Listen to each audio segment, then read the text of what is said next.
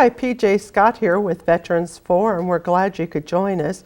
Today we're going to get a history lesson about a ship that is near and dear to everyone in the American Legion and the VFW as well. Many of you have heard of the 4 chaplains. However, I'm very much aware that many of you have not. And why Hollywood has not made a movie out of this inspiring story, I don't know. But with me today is another veteran who is very interested in history himself. And I met Captain George Bieda when I needed someone to give us a little bit of a backdrop of the Spanish-American War.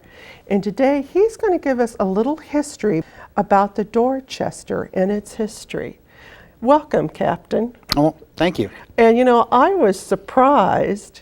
I thought every ship out of the USA was a USS, but that's not the case here. But give us the history before the ship was put into service during World War II. Okay, well, thank you. The ship was, it had a very interesting beginning. It was built by the Merchants and Miners Association of Maryland. Oh, okay. And was in service as a coastal liner. Carried about 315 passengers up and down the coast. And weighed about 6,000 tons. That would put it in the category of about a light cruiser. Okay. There are letters in their association that talk about the ship as early as 1904. Oh, wow. Why don't you show a picture to the audience of this ship? Now, this picture, to kind of jump forward a little bit, is not showing it in its heyday. You're really an expert on military history, and you believe this picture was taken about what time? Yeah, this is 1942, about when the ship was pressed into service with the military. And the ship was built when again? I think sometime around 1905. There are some dates that list 1926, but that would have only made her 20 years old. I think she was older. In other words, this picture is not, you're not seeing her in her glory days here. Absolutely not. No. Okay, okay. No, she would have been painted black with a white superstructure with a buff stack back then, when she was in passenger service. So this picture was probably taken months, a year before she sank? Probably less than a year. Okay. Well, God bless the souls that went down on the ship. Yeah. And it was a very interesting convoy that she was in. It was a 3-ship convoy. 2 other passenger liners, escorted by 3 Coast Guard cutters. Coast Guard cutters were very small vessels, only 125 feet long, and they were making the trip from New York to Greenland, to offload about 900 Army troops. Well, 900 Army troops alone on this vessel, and more on the other vessels. And the in Greenland. And the interesting thing we don't want to forget is tell the audience the month they left. It was not a warm trip. Winter time. This was a January to February transit, a 10-day transit. And it was in early February that they ran into trouble with the U-boats in what was called Torpedo Junction. So if you look at Greenland on the map, it's quite close to England, really. Yeah, right. So the German U-boats didn't have far to go for easy pickings here on the East Coast. They were sinking 3 to 4 ships per day off the East Coast. I Googled up, and if you, please do this, I encourage you to do this, Google up 4 chaplains. You will be amazed at the number of sites that pop up. And one of those sites, you might want to verify this, I was stunned. The German U-boats were picking off about 100 ships per month. Right. I would have been terrified. I would have been terrified that you wouldn't even get into battle. You'd be sunk before you'd even hit Europe. Yes, and this ship was only going to Greenland. Wasn't going to Europe.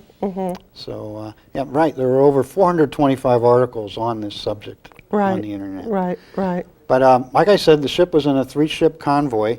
This ship, they were in a column. This ship was in the middle. And the German U-boat that torpedoed it was U-223, which I have a picture of here. And she launched her torpedoes at 1 o'clock in the morning. The torpedo hit just aft of the stack area. which meant it hit in the engine room, and that completely knocked out all the power on the ship. Now, you had 900 soldiers below decks who were in a very hot environment because they were crammed in. The captain had told them that night to stay in their life jackets and stay in their clothes because he was worried about this transit through Torpedo Junction, that they might get hit. And the soldiers, all being young soldiers and being very hot, ignored this information. They were all in their underwear and they did not have their life jackets. Now, the first thing that happened when the hit occurred is the lights went out. So everyone is scrambling, trying to get out of this ship, which is sinking very quickly. She went with almost an 85-degree list. That's just 5 degrees off of perpendicular in the water. And started sinking very quickly. The soldiers that did make it to the top there, to the top decks, were scrambling to get in lifeboats and rafts and get life jackets. And this is where our 4 chaplains come in. Yes. Right, right. And I read on one site there was 2 torpedoes, and was it the first one or the second one? 100 people were just killed instantly. The second torpedo hit in a berthing compartment, and over 100 soldiers were killed I just by that hit I just can't alone. imagine the absolute chaos doesn't begin to cover it. No, it'd be absolutely terrifying to be in the dark with the ship flooding and turning over. And not being able to find your life jacket. But with this ship was designed for passengers for what, about 300? 300 passengers. And so 900. 900 soldiers were on board. They were packed in there like sardines, it's fair to say. Yeah. Not to count also contractors that were going to Greenland, a Navy detachment to man the guns, and a Coast Guard detachment on board as well. So this was known as a U.S. Army transport Correct. ship. Yes, yes, yeah. It took how long from the time it was torpedoed to completely go to its watery grave? Approximately 27 minutes. So it was sunk very quickly. That's for not a such lot of large time. vessel. No. And how many decks? I mean, I assume some of these people are 3 or 4, is it fair to say, in civilian terms, stories down to try to get to the top? There were at least 3 decks down, as well as the ones who happened to be topside. Well, and I understand from one of the sites I went to that one of the Coast Guard cutters did, in fact, warn, was it Captain Dallianson, was that his name? Dallianson, that was on that ship? They were warned that there were U-boats out there. Oh, they detected U-boats. Right. Yes, they detected U-boats. They were looking for them. It was interesting, of the 223 people that lived through this were rescued by the 2 Coast Guard cutters who disobeyed orders to hunt the submarine and went and rescued the people instead. Can we imagine how cold the water would be on, I believe it was February 3rd or 4th, or did it just turn into the 4th? Just like Titanic, you'd last 20 minutes Yeah. in the water. So out of 900 plus, there were 200. About 223 people that were rescued out of it. 4 Army officers, 131 soldiers, 28 contractors, 3 Danish citizens, 7 Coast Guard, and 12 Navy gunners that manned the guns. Well, thank you, Captain, for coming on board here, as we shall say, and telling us about the Dorchester. Well, folks, we regrettably have come to an end, but I encourage you to Google up this inspirational story of 4 chaplains of different faiths locked arm in arm, go into glory.